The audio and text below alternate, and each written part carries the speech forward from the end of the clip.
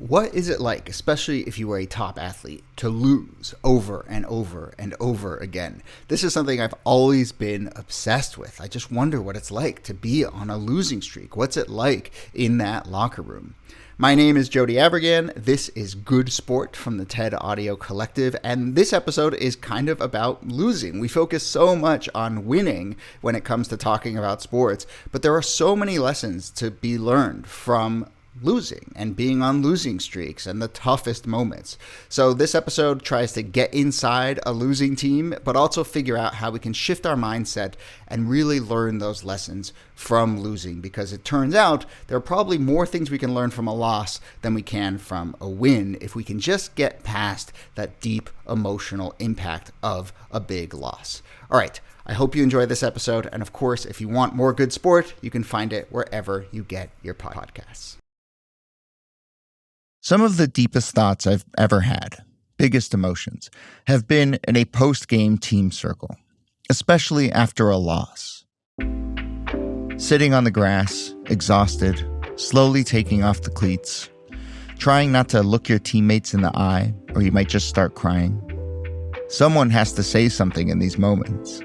I once had a coach tell me, after a brutal season-ending loss, "Don't replay this game over and over in your head. You can't fix the past. You can try and learn from it, but you can't fix the past." Yeah, I know, wise words, great coach, and really hard to do. I've always been one of those people who hates to lose more than I love to win. I think a lot of top athletes are that way. That might be why I'm so fascinated by losing, because it's an inevitable part of loving sports, but it never gets easier, at least not for me. And I'm particularly fascinated by losing streaks. I've been lucky enough to never have been on a truly hard luck team, but sometimes I look at a college or pro team with an awful record, and I wonder, how do they deal with it, loss after loss? How do they keep going? That's how I ended up talking to Nikky McCray, Women's Basketball Hall of Famer. When you're a pro, your job is to perform, and it's a short season, so there's a lot of expectation. She knows what it's like to be on a losing team. For most of her career in the WNBA, she played on teams with losing records. It started with her season on the Washington Mystics, which was then a new WNBA expansion team. Their record in 1998 was 3-27. 3 wins, 27 losses. Winning had followed me up until that point. That year, we only won 3 games. That was very hard for someone like me who, everywhere I've gone, I've won. Up to that point, winning really did follow Nikky. She grew up in a small town just outside of Memphis, where she'd play basketball outside until the streetlights came on around 9 or 10 p.m. She played for Collierville High School, where she set 4 state records. I started all 4 years on the varsity team. By the time I was a junior and senior, our team was making it to state. Then Nikky spent 4 years at the University of Tennessee, one of the greatest college programs ever. She was SEC Player of the Year in 94 and 95. Olympic gold followed in 1996. Years and years of winning. I think where I hit a little bump on the road was with the Washington Mystics. Nikky spent 4 seasons with the Mystics, and every season they lost more games than they won. And then she went on to play for the Indiana Fever, another losing season. We didn't win. Nearly every WNBA team Nikky played on struggled. Even if she personally was making all-star teams, I had to ask her, how did it not get to her? How did it not get to the team? And that's when Nikky said something that really surprised me. Even though we were 3 and whatever in D.C., every night the expectation was to win. Really? Really, really? Yes, every night the expectation was to win. I think that would surprise people, right? I think people, 3/4 of the way through the season, what kind of team you are, but really people expect to win. Mm-hmm. Yeah, you know what team you are, but you have to be realistic and understand where you are, but the expectation is to win. You don't ever want to go into a situation thinking we're not going to win.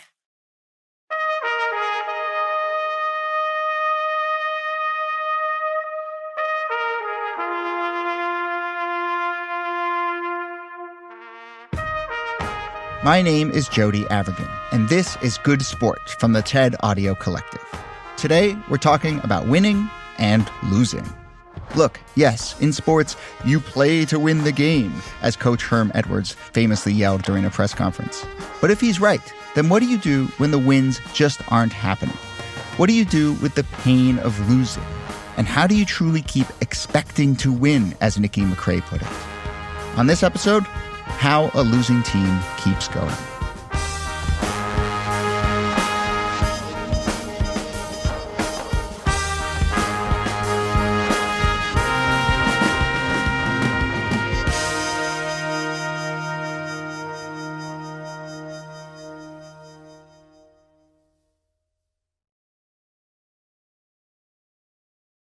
I'm so blown away by Nikky McCray's insistence that the expectation to win is still there on a losing team.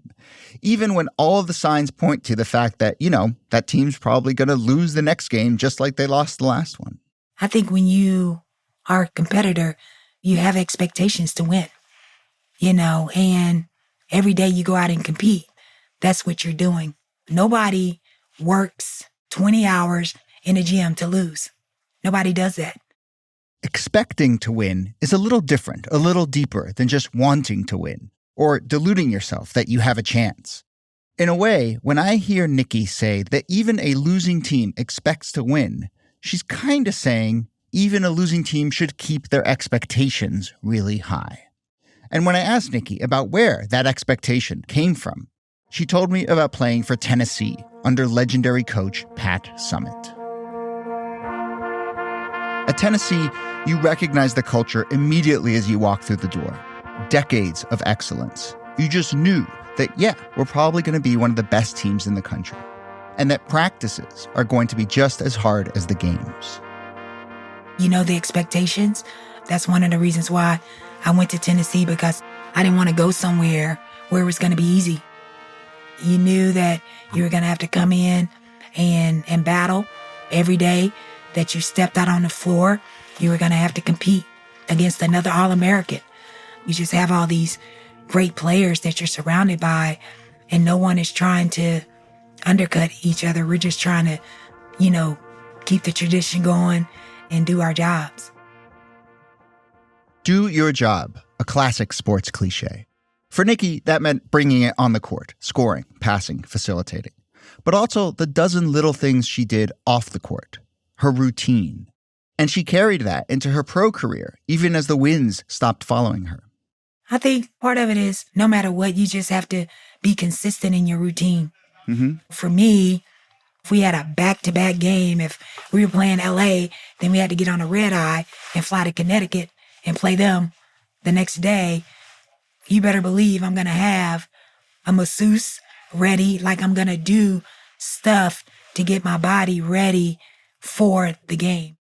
Routine can be one of the most annoying parts of being an athlete. Like, it's tedious. On the bus, off the bus, packing, unpacking, tape your ankles, do your warm-up, day in and day out. And especially if you're losing, I wonder if a routine can sometimes feel like some small, hopeless attempt to change your luck or hold on as things unravel. But actually, Nikky insists that routine is the key to this do-your-job mindset. But you got to stay consistent with that, whether you're winning or losing, because it's all about performing, and you want to be able to go out every day and give it your best. A consistent routine can also protect you, give you a foundation to go back to as you ride the emotional roller coaster of a season full of wins or losses. As Nikky's pro career went on, there were a lot of those ups and downs and mixed emotions, things that would put a strain on any team. Have you ever, I don't think you've ever done this, I can tell, but have you ever seen teammates who have started to play the blame game or get grumpy or kind of hit a wall when things aren't going well? Well, definitely. I think that's on any team, but that's where you educate. Somebody's not playing, fix it. Fix it. Figure out a way to get on the floor, So you try to educate players on being a professional. Professionalism, another sports cliche. But I want to linger on that word for a bit, Because if we think professional athlete, we may imagine someone who is fiercely competitive, driven to win, someone who might get eaten up by a big loss. But Nikky's version of professionalism is not that. These days, Nikky is a college coach, and she talks about professionalism with her college players, actually. And her version of professionalism is that. It's do your job. The small things matter as much as the big things. Be disciplined, train hard, respect your teammates. And by that definition, everyone, not just athletes, could stand to be a little more professional. I'm sure Nikky would have loved more wins in her pro career. She never made the playoffs. But she's learned some deep lessons about staying focused on what matters. And, well, for our podcast's sake at least, all these years later, I'm thankful that she learned those lessons because now we get to learn them from her. Up next, the psychology of wins and losses, and how winning actually changes you, body and mind.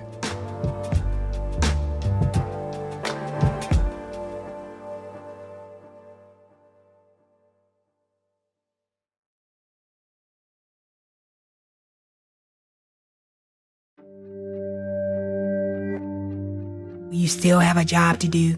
You still have to stay ready. Nikky McCray, consummate professional. Even on a losing team, always doing her job, always ready, consistent.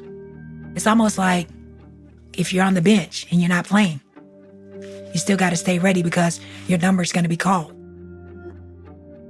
See, that's a very mature and healthy and I think a positive way to approach sporting performance. Ian Robertson is a psychologist and the author of How Confidence Works. I wanted to ask him about what losing does to us and why some people can handle it more than others. And he really liked Nikky's framing of professionalism, which sort of puts the outcome of a game off to the side. Because in Ian's research, he's seen how much of a problem it is that so many athletes judge themselves on whether they win or lose. There's always going to be someone better than you, which means you have to build a self-esteem and the evaluation of yourself. You have to base that on many other things. And professionalism is a lovely way of capturing that, on getting the pride of doing things well, the pride of working hard, the pride of persisting through failure, the pride of being a good sports person.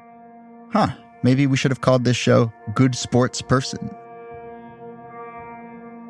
Ian has noticed that the very best athletes focus on the small, day-to-day things. And he says that you can build that into your routine. Even for a team on a massive losing streak, there are lots of opportunities for other kinds of wins. You can compete to win at practice. You can push yourself in training. You can win your matchup during a game, even if your team is probably going to lose. A coach I've worked with talks about the reindeer games that happen on her favorite teams. Players are constantly competing, playing cards, playing video games. Maybe you're a soccer team, but you play a little flag football during warm-ups. All of that creates a texture, a low-level hum of competition, a bunch of smaller challenges that help you keep your edge.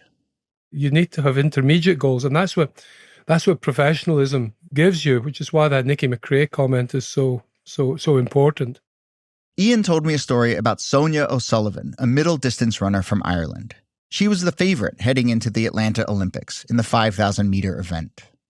And she famously bombed out of that terribly. It was a kind of, it felt like a humiliation for her. It was a huge disappointment for the country, and the expectations just collapsed in the face of reality. How did she cope with that great kind of, not just personal sense of failure, but public kind of humiliation? And she said her goals completely changed. She just forgot about Olympic medals, and she built her way back until eventually she just missed a gold medal in the Sydney Olympics and got a silver medal. This makes sense to me. If you create smaller goals for yourself, then you avoid feeling inadequate or like a total failure just because you didn't hit that one big target. You get to celebrate more success along the way, and you get back in touch with that feeling of winning. Ian says this is because of something called the winner effect. He wrote a whole book about it. The winner effect is we're all fighting for dominance hierarchies, and there's always contests. And just winning a tiny contest just boosts your chances to win the next one, and it's cumulative. and there's compound interest. And it changes your brain in ways to make you more likely to win in the future. The idea of the winner effect dates back to the 1950s, and it comes from outside the world of sports. Researchers were trying to figure out how different animals establish dominance, which in nature comes down to how often they would win confrontations with other animals. One mathematician found an answer in chickens. The chief chicken, I'm not sure if that's a scientific term, but I'm going to go with it. The chief chicken would come to rule a flock by pecking other chickens into submission. That's where we get the term pecking order. This scientist wanted to figure out what traits landed some chickens higher on the pecking order. He put in things like body weight, testosterone levels, group size, but he never managed to find stable hierarchies until he hit on one variable to put into the equation. And that was, if you won a contest, a small contest, then your statistical chances of winning a subsequent contest were slightly increased. Mm-hmm. And that is the winner effect. You know how it is. You peck one chicken into submission, you start to think you can do it again. Then scientists saw the winner effect with green sunfish, a really aggressive fish species. They fight for territory by flaring their gills and biting each other until another fish backs down, as we all do. The researchers set up an experiment where they would put pairs of green sunfish into a tank and watch their behavior. Even against a same-sized opponent, how a fish performed in one match had a lot to do with how their previous matchups had gone. And then, finally, researchers looked for the winner effect in humans and spotted it in men's tennis. If a player won a tie-breaking set, they were more likely to win the next set. Part of the mechanism of that is confidence, the confidence that comes, but there are also biological effects on the brain of winning, increasing aggression and motivation. Winning begets winning.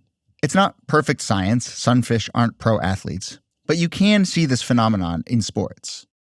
Do you know the boxing world has a word for that? It's called tomato cans. Uh-huh. Mike Tyson, when he came out of prison, they gave him a couple of tomato can fights. That is, fights that were against people who had no hope against him, simply to give him that experience of winning. And the experience of winning gives you confidence. That, Ian Robertson says, is at the heart of the winner effect. Confidence really is one of those magical things. Fake it till you make it. It really works. To get the benefits of confidence, remember, confidence treats the belief that you will achieve something as having achieved it. And so you get the performance-enhancing effects of that. You know, when I was chatting with Ian about the power of confidence, it helped me understand something that Nikky McCray told me, a story about that Washington Mystics team and where they found their confidence. You don't always have to find it on the court.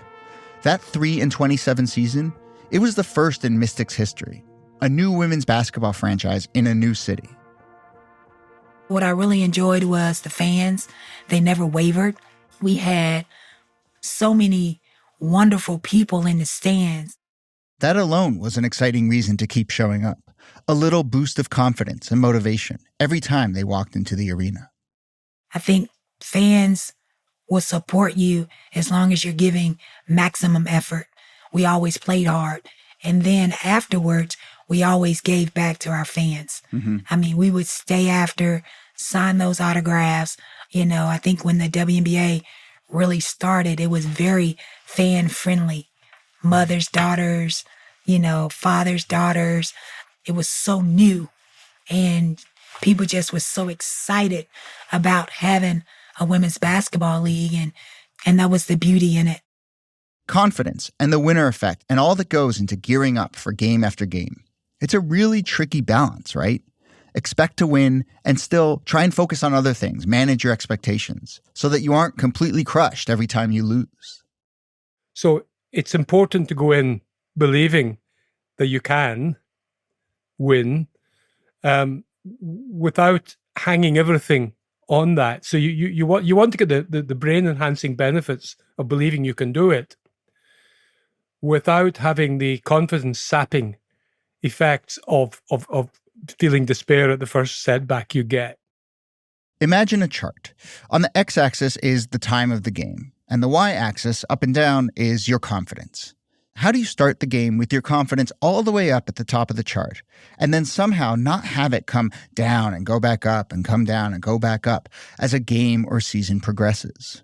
Ideally, that chart is just a straight line. Confidence turns on, you play the game over. I've struggled with this. My chart does not look like a straight line. I mentioned to Ian my roller coaster feelings about losing, being hurt, being upset, feeling regret, that thing about trying to fix the past. He told me those feelings are pretty universal, and they're hardwired. You have this emotional reaction to losing, which in the brain corresponds to a decline in dopamine activity in the brain's reward network.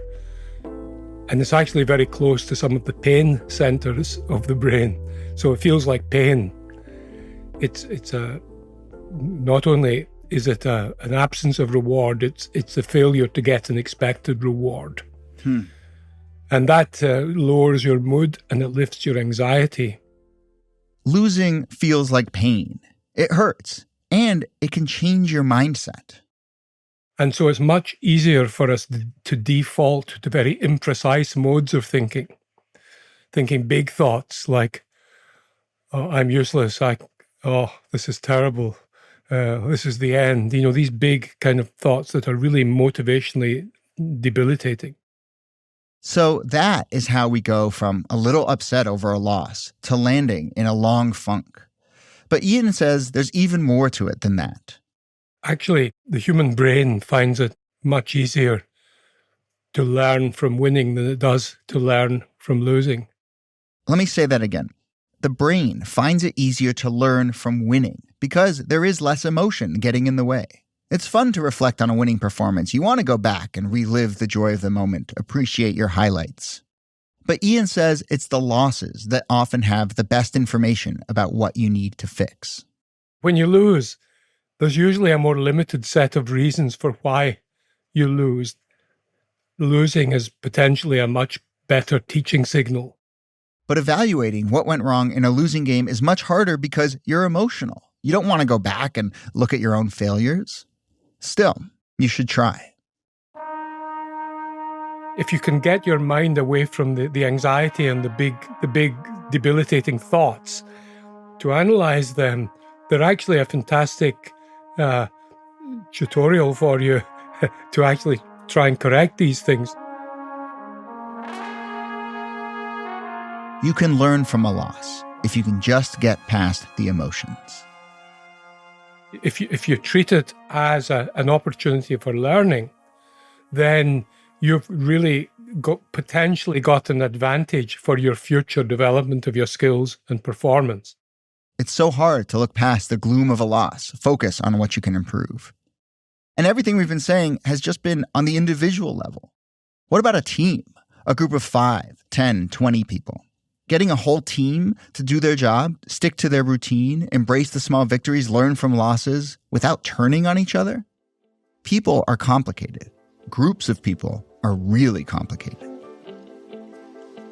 It's possible to have cultures where people don't feel overly protective of their egos, where their ego is not a major factor, but there are individualistic cultures like America and Western Europe. Ego is important. Every single person is a brand, and everyone's trying to protect their brand. And so, if your team suffers a string of defeats, that's threatening to your individual ego, your individual brand. And so, you're going to try and engage in all sorts of activities to try and protect your good opinion of yourself. If you're an individual tennis player or golfer, for instance, that has to be you sorting things out in your own head. But if you're part of a team, so easy for you to protect your threatened ego by attributing it to other people's behavior in the team, other people's failures. And that, of course, is hugely corrosive of team bonding and therefore team confidence. Team confidence. You can think about confidence in yourself. You get out there, you get the job done. And yes, that is confidence, the belief that you can go out there and do something on your own. but trusting that your team won't let you down when you need them, now that is powerful. Collective confidence is the belief that we, as a group, can do something, and that is even more powerful than individual confidence. But it's also a much more difficult thing to attain and to maintain. So, what do we have here? Being prepared, professionalism, celebrating small wins, building individual confidence, and then collective confidence, which walks us right up to the thing that really makes a team go. It's another cliche, but one of those cliches that's a cliche for a reason. Culture. The right culture. You always want to have a culture of love, competitiveness, trust. When you look at a losing team, you may see a record, maybe 3-27. But what I'm realizing is, as much as you want that record to tell the full story, as much as it hurts to lose, you can't focus on just the record. The only way out is to focus on something else. And that's how connected the team is. We had great team chemistry. Like, we liked being around each other. You know, I think when you enjoy being around the people that you work with every day, that make it better. We evolved as a group species. Our natural state is to be bonded with other people. We find purpose together. So our connection with other people is our biggest source of meaning and of motivation in the world. What's the motivation? Why do it? You play to win the game. Yes, winning is fun. Losing sucks. But when I think back to those season-ending huddles, taking the cleats off, pissed and regretful, one other thing I notice is that with time, my mind does shift from trying to fix the past to appreciating why I do this in the first place. My whys, as they say, are building confidence, discipline, and overall, relationships. Loving your teammates. If you can create a team where people aspire to the same, feel as if they are all in with the same values, the performance enhancement you will get from that will be quite remarkable. Nikky McCray doesn't really remember 3-27. She remembers the people she stood shoulder to shoulder with. Because after the glory of winning or the sting of defeat, you're left with the people who were there through it all. You gotta love the people, that you work with every day. And the way you do that is by spending time with them and getting to know them. And then once that happens, then trust starts to happen. And then you start to fight for one another. Wait, really? That's our ending? We're literally ending it on maybe it was the friends we made along the way? All right, sure. Yeah, what can I say? Friends are the best.